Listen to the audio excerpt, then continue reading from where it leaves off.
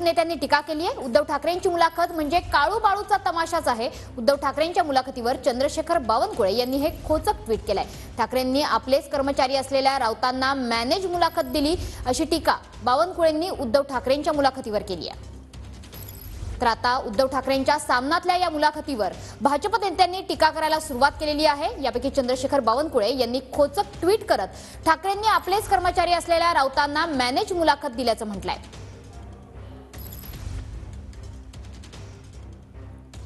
तर बावनकुळेंनी उद्धव ठाकरेंच्या या मुलाखतीवर टीका केलेली आहे। उद्धव ठाकरेंची मुलाखत म्हणजे काळू बाळूचा तमाशाच असल्याचं बावनकुळेंनी म्हटलंय। तर ही मुलाखत पूर्णतः मॅनेज असल्याचं सुद्धा त्यांनी म्हटलंय।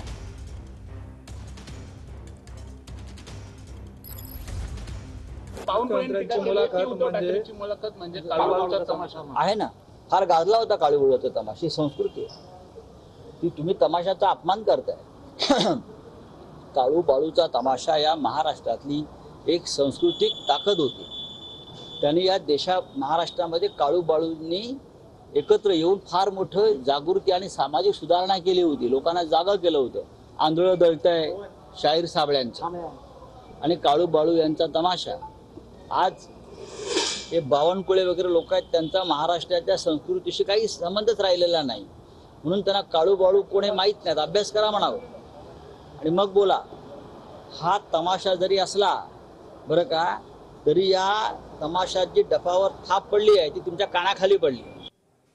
तर चंद्रशेखर बावनकुळेंनी काय ट्विट केलंय या संदर्भात बघूयात। दहशतवादी कसाबचं समर्थन करणाऱ्या काँग्रेस आणि वडेट्टीवारांबद्दल तुमची भूमिका काय? 1993च्या बॉम्बस्फोटातील गुन्हेगार तुमच्या उमेदवाराच्या प्रचारात का होता? तुम्हाला त्याची लाज वाटली नाही का? असा सवाल बावनकुळेंनी ट्विटच्या माध्यमातून केलाय। तर सत्तेवर आल्यास हिंदूंची संपत्ती मुस्लिमांना वाटण्याचा काँग्रेसचा मनसुबा आहे, त्यावर तुम्ही मूग गिळून का गप्प बसलात असंही बावनकुळेंनी विचारलंय। ही मुलाखत म्हणजे काळू बाळूचा तमाशाच। ठाकरेंमध्ये हिंमत असेल तर या प्रश्नांची उत्तरं द्या असं आवाहन चंद्रशेखर बावनकुळेंनी ट्विटच्या माध्यमातून केलंय।